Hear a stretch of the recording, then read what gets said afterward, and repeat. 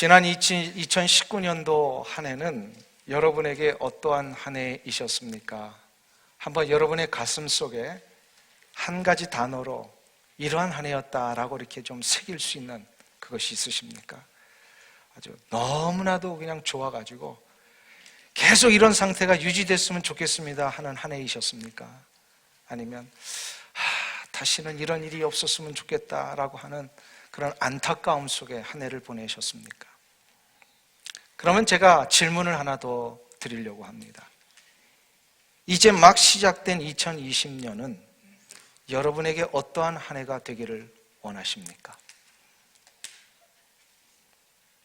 지난 한 해가 아무리 힘이 들고 어려운 시간들이었을지라도 저는 여러분들 모두가 이 새로운 2020년도는 하나님 앞에 은총을 누리며 승리하는 한 해가 되기를 간절히 축원합니다. 이런 승리하는 한 해가 되기 위해서는 그러면 어떻게 해야 될까?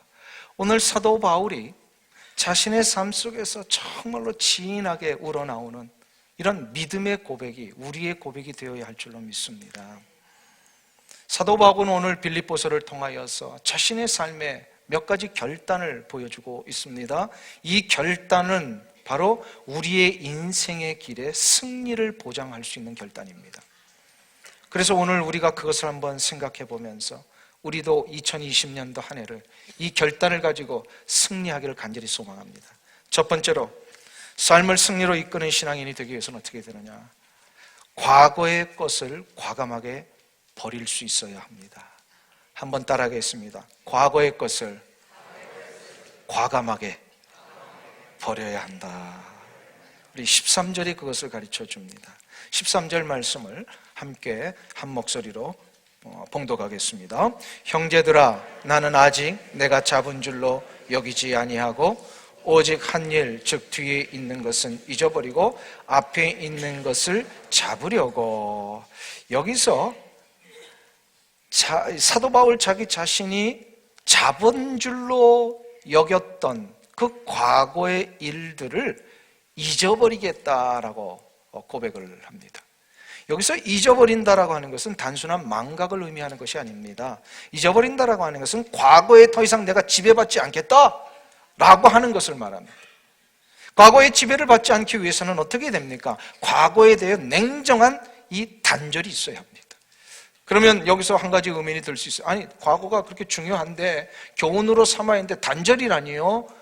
여기서의 단절은 과거를 완전히 무시하라는 얘기가 아닙니다.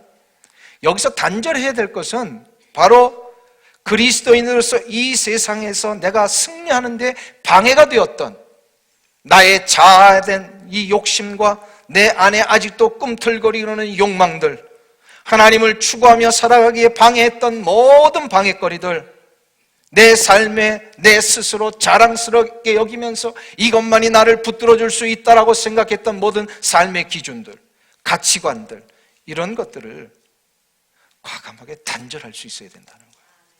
단절을 해야 돼요. 이것이 되면 과거의 지배를 받는 삶이 아니라 과거 위에 서서 이제 새로운 삶을 추구할 수 있게 됩니다. 그럼 어떻게 해야 과거를 냉정하게 우리가 좀 단절하고 새로운 삶으로 나아갈 수 있게 되는가? 이것을 위해서는요, 새로운 기준이 세워져야 합니다.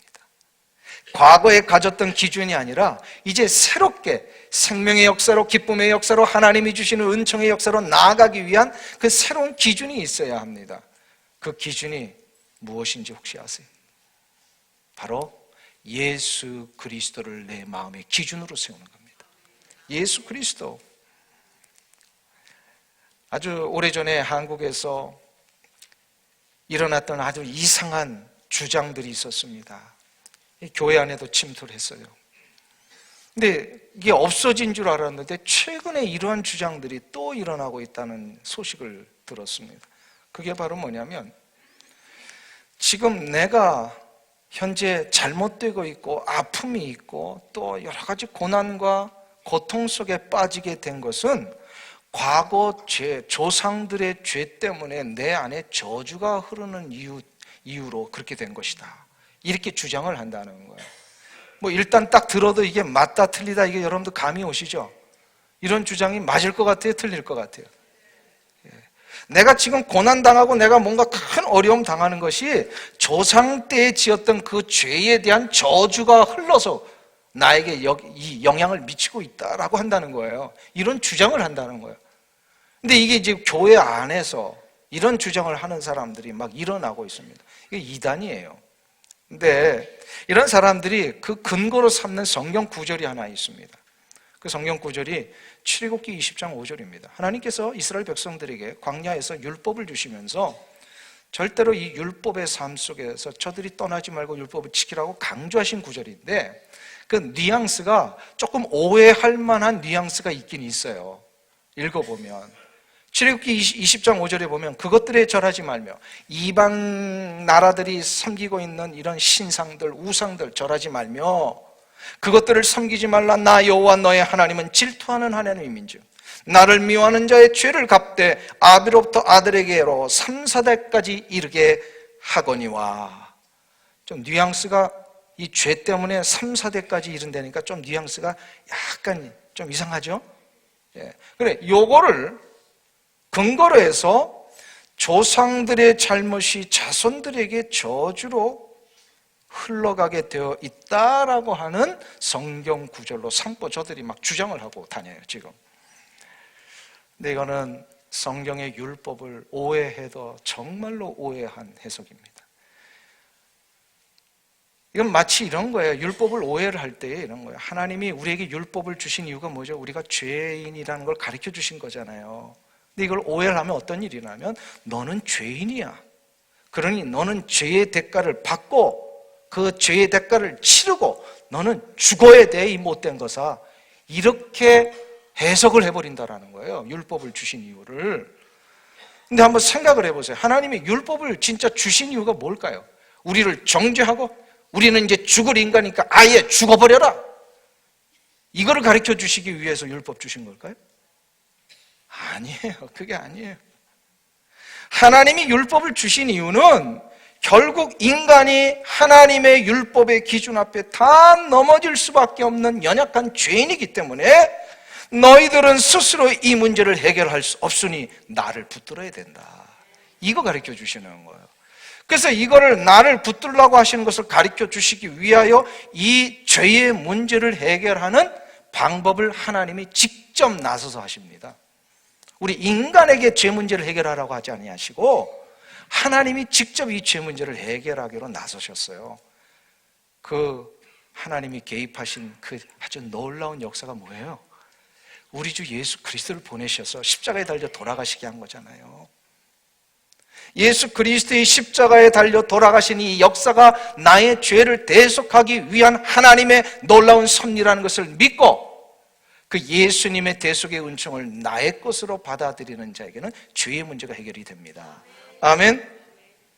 그러니까 예수 그리스도의 보혈의 공로를 의지하는 자는 율법 때문에 넘어지는 자가 아니라 다시 일어나게 되어 있습니다.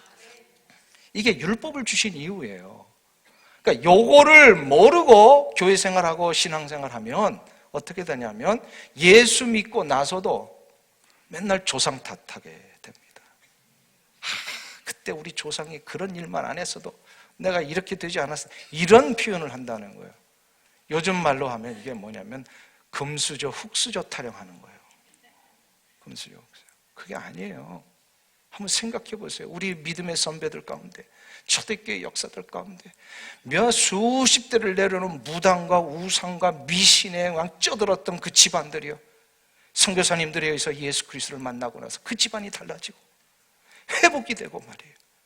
눈이 떠지고 나라를 깨우치는 선각자들이 됐잖아요. 이들의 주장에 하면 그게 일어날 수가 없잖아요. 저주가 흐르는데 어떻게 그런 일이 일어나요?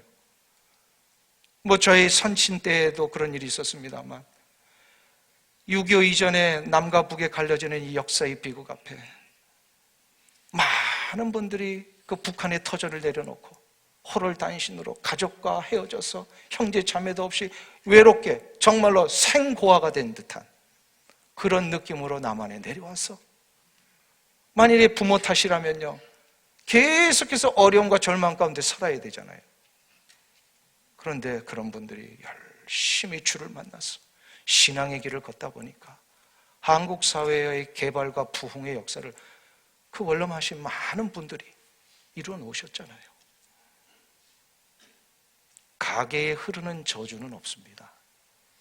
조상들의 저주는 결코 흐르지 않습니다. 이거 가르쳐 주시기 위해서 사도 바울이 로마서 8장 1절에서 아주 놀라운 이야기를 하십니다. 그러므로 이제 그리스도 예수 안에 있는 자들에게는 결코 정죄함이 없나니 이는 그리스도 예수 안에 있는 생명의 성령의 법이 죄와 사망의 법에서 너를 해방하였습니다. 할렐루야. 생명의 성령의 법은 주 예수 그리스도를 의지하는 자에게 주시는 놀라운 은혜의 법입니다. 죄와 사망의 법은 바로 율법의 법칙이에요. 율법의 법칙에서 우리가 해방되는 길은 바로 예수 그리스도를 만났기 때문입니다. 그러므로 조상이 지은 죄가 3, 4대에 이르게 하겠다라는 것이 이제는 유효하지 않아요. 그런 일이 이제 일어나지 않게 돼 있어요. 예수를 믿기만 하면. 예수를 안 믿으면 그런 일이 일어날지 모르겠어요. 그러나 예수를 믿으면요, 그런 일이 일어나지 않습니다. 그러니까 그 모든 저주를 누가 받으신 거예요? 예수님이 받아가셨잖아요. 이 흘러야 될 저주를 예수님이 다 받아가시고 더 이상 흐르지 않게 하셨기 때문에 우리는 이제 은혜의 법칙에서만 사는 거예요. 이게 놀라운 하나님의 역사 아닙니까? 더 이상 과거 때문에 우리가 이제 지배를 받지 않는 거예요. 그러니까 우리는 과거에 대해서 냉정하게 단절할 수 있어야 합니다. 죄된 본성 때문에 내가 탐욕의 길로 갔고 잘못을 저질렀고 이 세상에 세상 사람들이 추구하는 가치관과 기준들을 내가 따라간 적이 있었다면 이제는 예수 그리스도의 그 놀라우신 은총의 역사로 어떻게 해야 되는 거예요? 단절해야 합니다. 단절해야 돼요.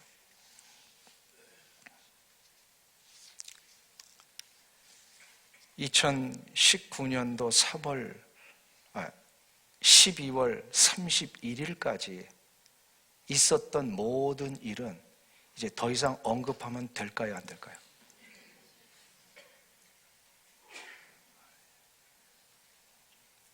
(2020년도 1월 5일 10시 24분까지 있었던 일은 앞으로 더 이상 언급하면 될까요? 안 될까요? 우리는 과거를 냉정하게 단절해야 돼요. 우리의 잘못과 실수와 아픔에 대해서 더 이상 다른 사람들이 그거 물어보면 안 됩니다. 왜요?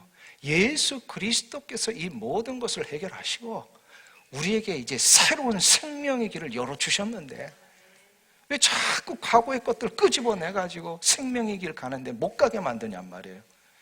이거를 제일로 원하는 자가 누굴까요? 누가 원해요? 그렇게 잘 아시면서 그 마귀가 좋아할 만한 일을 하면 나도 모르는 사이에 마귀의 도구가 되는 거예요. 그러니까 우리는 이제 이전 것은 지나갔으니 보라 새 것이 되었도다. 아멘. 그렇기 때문에 더 이상 묻지 마세요. 더 이상 과거에 대한 이야기는 이제 하지 마세요.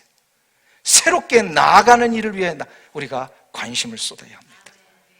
그래서 과거를 이제는 깨끗하게 죄된 모든 일들 가운데 일어났던 건 다 단절하고 우리 주 예수 그리스도의 놀라우신 의의 빛으로 우리가 은혜 받은 자답게 이제 나아가야 될 줄로 믿습니다. 이 은혜가 2020년도 이 시점부터 여러분에게 시작이 된다면 여러분은 2020년도 분명히 승리할 줄로 믿습니다. 두 번째로 삶을 승리로 이끄는 신앙인이 되기 위해서는 어떻게 해야 되느냐? 거룩한 도전의 삶을 살아야 된다라고 사도 바울이 오늘 고백하고 있습니다. 한번 따라하겠습니다. 거룩한 도전의 삶을 살아야 한다. 12절을 우리 한번 보실까요? 같이 한 목소리로 봉독합니다. 내가 이미 얻었다함도 아니요 온전히 이루었다함도 아니라 오직 내가 그리스도 예수께 잡힌 바 된 그것을 잡으려고 달려가노라. 아멘. 그리스도 예수께 잡힌 바 된 것을 위하여 내가 달려가노라. 이제 과거를 단절을 하고 안 좋았던 모든 죄된 본성의 그 결과들에 대해서는 더 이상 이제 신경 쓰지 말고 다 주 예수 그리스도 안에서 도말됐으니까 어떻게 하라는 거예요? 이제 앞으로 내가 예수께 잡힌 바 된 그것을 향하여 쫓아가노라, 달려가노라. 예수께 잡힌 바 된 것이 뭘까요? 이거는 뭐냐면 예수님이 사도 바울을 이렇게 사로잡으신 목적이 있다라는 거예요. 사도 바울이 하나님 앞에서 자신의 삶을 돌아볼 때마다 회상하는 한 가지, 그가 이 세상 끝나는 날까지 아마 잊지 못했던 회상이 하나 있을 겁니다. 기억이. 그게 뭘까요? 다메섹 도상에서 예수님을 만난 거 아니에요. 그 바로 이전까지는 예수 믿는 사람을 죽이기 위해 달려갔던 사도 바울이, 청년 사울이 말이에요. 예수님을 다메섹에서 만나고 나니까 그가 완전히 바뀌는데 어떻게 바뀌었어요? 예수를 위해 죽는 사람으로 바뀌잖아요. 이거는 그의 일생일대에 있어서 결코 잊을 수 없는 놀라운 터닝 포인트였습니다. 이거 붙들고 그는 끝까지 갑니다. 그런데 이 터닝 포인트가 된 이유가 있더라는 거예요. 사도 바울을 왜 그렇게 하나님이 그 자리에서 사로잡으셨는가? 예수님이 그 자리에서 사도 바울을 사로잡으셨는가? 목적이 있으시기 때문입니다. 뭘까요? 사도 바울이 자신의 모든 서신서와 기록에서 계속해서 고백하죠. 자기를 어떻게 하시려고요? 이방의 사도로 삼으시기 위해. 하나님이 자기 자신을 향하여서 세우신 그 놀라운 계획과 목적이 분명히 있다는 것을 그가 깨달았고, 그가 깨달은 것을 위하여서 이제 내가 예수 그리스도 앞에 사로잡힌 바를 위하여 나는 달려가노라. 우리의 구원의 목적이 다 있다라는 거예요. 단순히 사도 바울 한 사람 구원해 내는 것으로 끝나시는 게 아니라 그를 통하여 이방의 놀라운 복음의 역사를 이루게 하시는 거예요. 사도 바울 때문에 소아시아, 지금의 터키가 열렸고요. 터키의 복음화 때문에 그리스와 마게도냐와 남부 유럽이 복음화가 되었고, 남부 유럽 때문에 중부와 북유럽이 복음화되었고, 북유럽의 복음화 때문에 미국이 복음화되었고, 미국의 복음화 때문에 동방의 고요한 나라 조선 땅이 복음화되었고, 아멘. 조선의 복음화 때문에 전 세계 2만 1,000명의 선교사들이 나가서 열방이 하나님 앞에 돌아오게 하는 이 복음화의 역사가 지금도 이루어지고 있습니다. 할렐루야. 그러니까 단순히 한 사람 구원해가지고 그냥 한 사람 천국 가는 것으로 끝나는 게 아니라는 거예요. 이 한 사람 때문에 지금 내가 구원을 받은 거예요. 믿으십니까? 사도 바울 한 사람 때문에 전혀 상관없는 저 지구 반대편에 있는 조선 땅에 살았던 우리들이 예수 그리스도 안에서 거듭난 겁니다. 할렐루야. 이게 사로잡힌 바 된 거야. 예수 그리스도께서 그를 사로잡으신 이유라는 거예요. 이것이 다 우리에게 있다는 것입니다. 아멘. 여러분이 하나님을 구원하신 목적이 뭘까요? 여러분 한 사람 구원해서 그냥 구원받은 자의 숫자 하나 더 늘리는 거? 이것 때문에 그러실까요? 아니에요. 하나님은 우리를 구원하셨을 때는 구원의 목적이 있으신 거예요. 나를 통하여, 사도 바울에게는 그 목적이 있으셨듯이 나를 통하여 하나님 이루실 목적이 있습니다. 그게 뭘까요? 그건 여러분들이 더 잘 아실 거예요. 나에게 계속해서 이것 때문에 나를 부르시는 부담, 거룩한 부담들이 있어요. 그것이 바로 하나님 나를 부르신 목적이에요. 여기서 이 부르심의 목적을 향하여 달려가노라라고 하는 이 단어는요, 사냥용어입니다. 굶주린 맹수가 며칠 밤낮을 굶었다가 계속해서 먹잇감을 막 찾고 있는 그 순간에 갑자기 눈앞에 먹잇감이 확 지나가고 있어요. 그럼 어떻게 합니까? 몰부를 가리지 않고 그것을 쏜사같이 달려가서 잡아먹습니다. 이 잡아먹기 위하여 맹수가 달려가는 이 모습이 지금 사도 바울이 사용된 단어예요. 내가 하나님의 거룩하신 사로잡힌 바 된 그것을 향하여서 달려가노라. 뭐예요? 끊임없이 주께서 나를 부르신 그 목적을 위하여 노력하고 또 달려가는 이 모습. 우리에게는 그것이 있어야만 올 한 해가 승리가 있다는 것입니다. 사랑하는 성도님 여러분, 이것을 위해서는요, 거룩한 도전의 정신이 필요합니다. 현재의 모습에 안주하지 말고 주님이 원하시는 것을 이루어드리기 위해서, 주님이 기뻐하시는 것이라면 내가 과감하게 결단하고 달려가야 될 줄로 믿습니다. 지금은 돌아가셨습니다만 수년 전까지만 해도 한국의 대표적인 명창이라고 불리고 인간문화재로 칭송되셨던 한 분이 계셨습니다. 박동진옹을 혹시 아십니까? 제가 알기로는 이분이 나중에 예수를 믿으신 걸로 알고 있습니다. 한 번은 이분이 텔레비전 다큐멘터리에 나오셔가지고요, 출연하셔서 기자와 인터뷰를 하시는데 이런 말을 합니다. 이제까지 저는 매일 아침 하루 4시간 이상 소리 연습을 했습니다. 눈이 오나 비가 오나 몸이 아프거나 피곤하거나 하루도 꺼르지 않고 소리 연습을 했습니다. 그래서 지금 그 자리에 정상에 올라갔다는 거예요. 그 인터뷰할 때가 80을 넘은 노구의 몸이셨어요. 그래서 기자가 다시 물었습니다. 아니 왜 그렇게 이 연세가 많으신데도 지금도 하고 계십니까? 이 질문에 그 박동진 명창께서 이렇게 대답을 하셨어요. 나에게는 소리를 연습한다는 것은 내가 왜 살아있는가에 대한 본질을 알게 해주는 것이기 때문입니다. 이렇게 얘기를 합니다. 제가 그 대답에 참 굉장히 그 도전을 받았습니다. 단순히 소리를 낸다라는 거, 창을 한다는 것이 그냥 자신의 직업이 아니고 멋진 공연 준비를 위한 연습이 아니라 자기가 삶을 살아가는 본질이라는 거예요. 본질이라고 깨달아진 순간부터 박동진 옹은 그것을 위해 끊임없이 도전하고 그것을 위해 달려가고 있더라는 겁니다. 세상의 사람들도요, 내 인생의 본질이라고 여기는 것을 딱 깨달으면 이렇게 달려간다는데, 우리 그리스도인들이 구원받아 하나님의 거룩한 목적대로 사는 것이 무엇인지 깨닫기만 하면 어찌 우리가 달려가지 않을 수 있겠습니까? 여러분에게는 구원받은 목적이 다 있으십니다.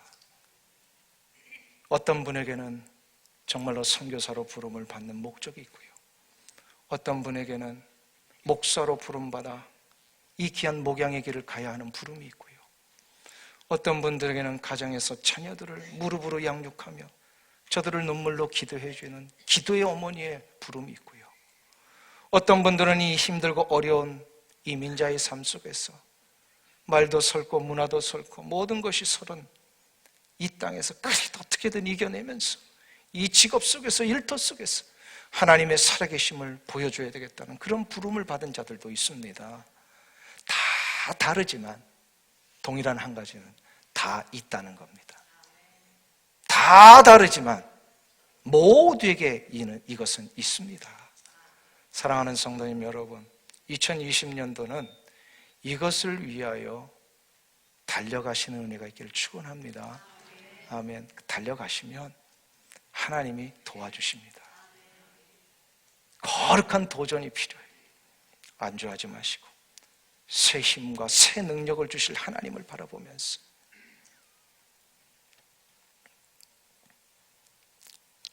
마지막 세 번째로, 삶을 승리로 이끄는 신앙인이 되기 위해서는 어떻게 되느냐?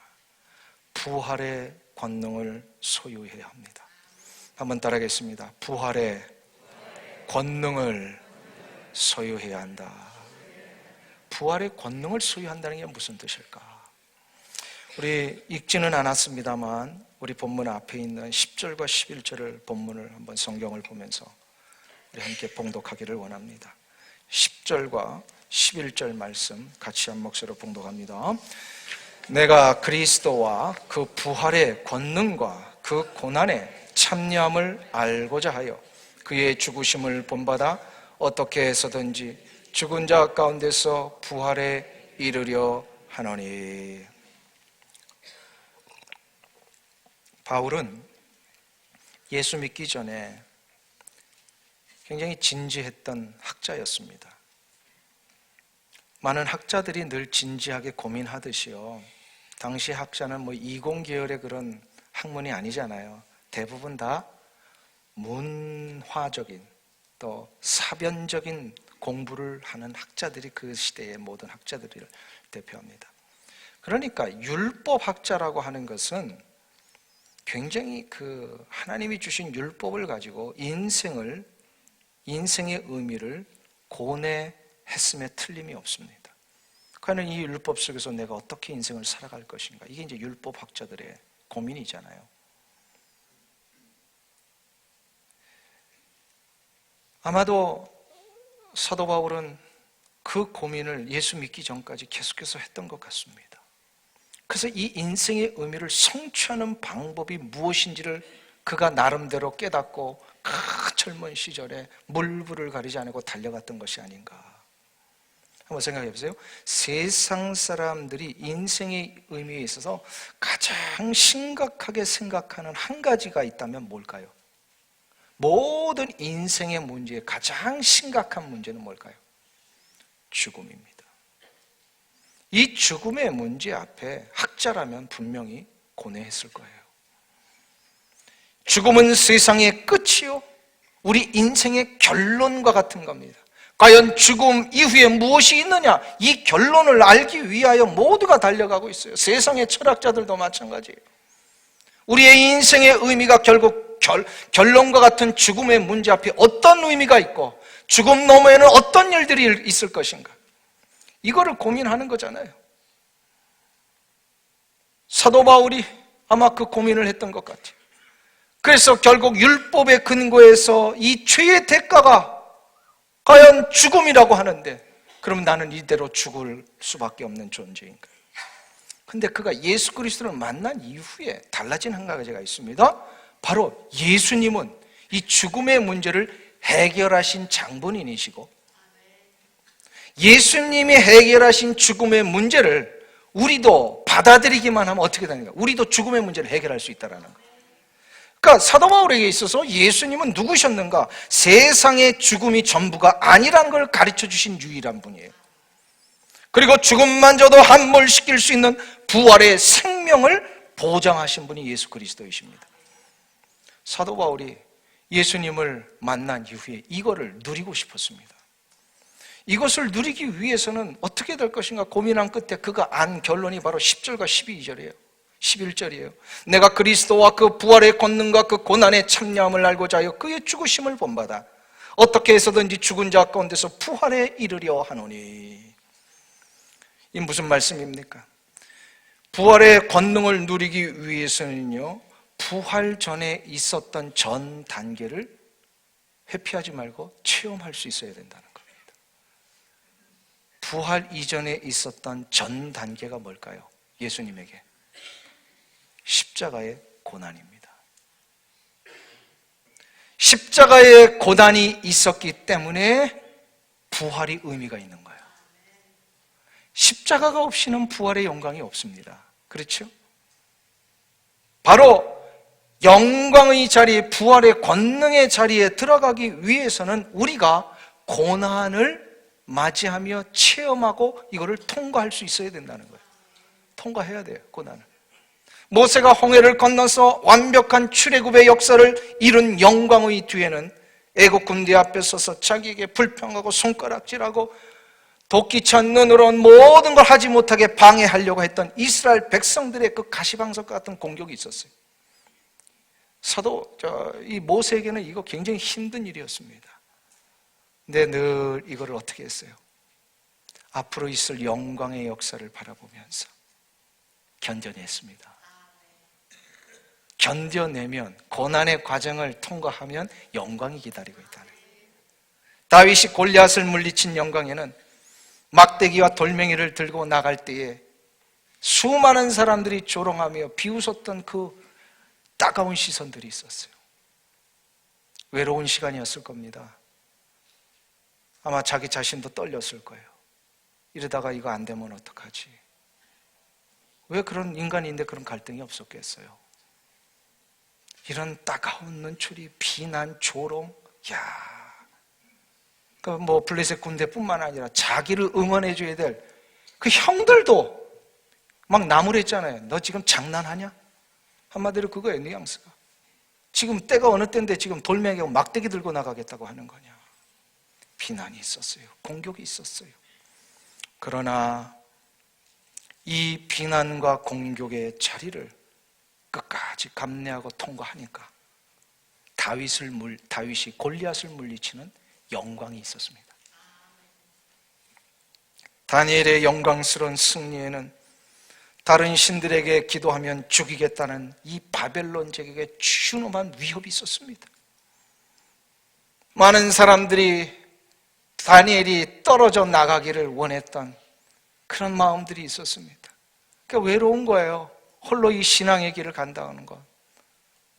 어디 두고 보자, 잘 되나, 이런 눈초리로 이렇게 기다리고 있는 분들이 있잖아요.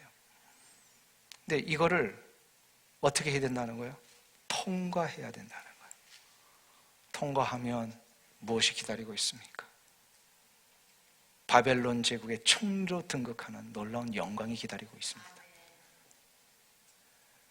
자, 그러면은 한 가지 더 생각해 볼 게 있습니다. 어떻게 이런 위대한 신앙의 영웅들이 그 고난의 자리를 통과하며 감내할 수 있었을까? 그들의 능력 때문일까요? 그들이 그걸 감내할 만한 그런 원래 기본적인 그 치력도 있고 영역도 있고 담대함, 이 마음도 있고 성격도 그냥 막 물불을 가리지 않은 그런 사람이었기 때문에 감당했을까요? 아닙니다. 아브라함을 보세요. 아브라함이 얼마나 소심한 사람입니까? 비겁한 사람입니까? 자기가 위기에 처하니까 누굴 팔아버렸어요? 자기의 목숨과 같은 그런 아내 사라를 팔아버렸잖아요. 아내인데 누이라고 속여가지고 어떻게든 한번 비굴하게 이 상황 모면해볼까. 베드로 하면은 뭐 물불을 가리지 않은 다혈질의 사람의 대표적인 인물 아닙니까? 그런 성격이 원래 막 다혈질이라 물불을 가리지고 주를 위해 뭐 목숨까지도 내놓겠다고 했던 사람인데, 알량한 그 어린 아이의 고발에 부들부들 떨면서 예수님 모른다고 부인하고 나중에는 자기의 목숨 모면하려고 예수님 저주까지 했다. 가만 보면 신앙의 위대한 영웅들이 어떨 땐 우리 반도 못하는 경우가 많아요. 근데 그들이 어떻게 저렇게 위대한 영웅의 모습으로 갈 수 있었습니까? 한 가지 확신 때문입니다. 처음에는 그 확신이 없었을 때 넘어졌지만 두 번째 확신은 뭡니까? 이 상황 속에서 주님이 나의 고난을 앞장서서 맡고 계시다는 확신입니다. 사도 바울이 이걸 깨달았잖아요. 사도 바울이 다메섹 도상에서 예수님 처음 만났을 때 예수님이 사도 바울에게 하셨던 말씀이 뭐예요? 사울아 사울아 내가 어찌하여 나를 핍박하느냐. 한번 생각해 보세요. 사울이 예수님 만난 적 있어요 없어요? 그 전에 예수님 만나가지고 예수님을 막 노골적으로 핍박한 적 있어요 없어요? 사도 바울은 예수님 부활승천 이후에 태어난 인물입니다.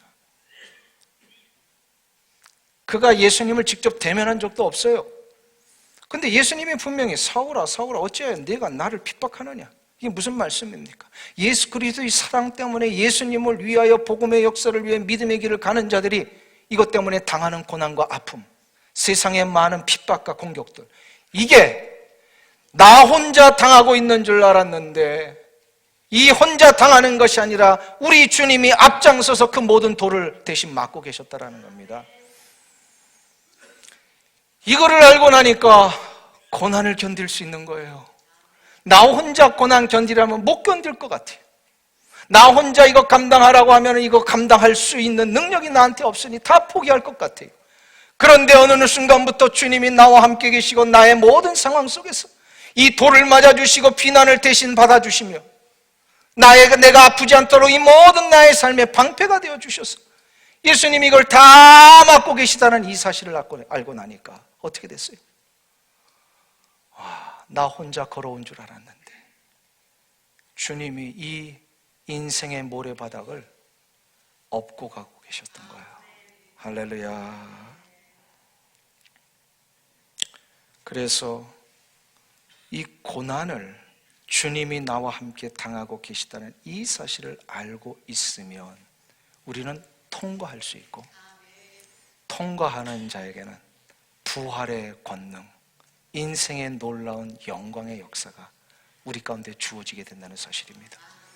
사랑하는 성도님 여러분, 그렇기 때문에 주님은 2020년도에 보이시지 아니하나 분명히 우리와 임마누엘로 함께 하실 것입니다. 좋은 자리뿐만 아니라 힘든 자리에도 같이 하십니다. 외로워하지 마시고 힘겨워하지 마시고요. 힘들 땐 주님이 일으켜 주실 겁니다. 내가 걸을 힘이 없을 때는 업어 주실 것입니다. 그리하여 이 길을 능히 갈 수 있도록 주님이 감당해 주실 줄로 믿습니다. 이거를 믿고 갈 때 여러분의 인생의 길은 분명히 올 한 해 승리의 역사로 바뀌어질 것입니다. 홍해를 두려워하지 마십시오. 내 앞에 펼쳐져 있는 황량한 사막길을 힘들어하지 마십시오. 그 모든 길을 주께서 길을 열어주실 것입니다. 이 은혜가 여러분들 가운데 일어나기를 축원합니다.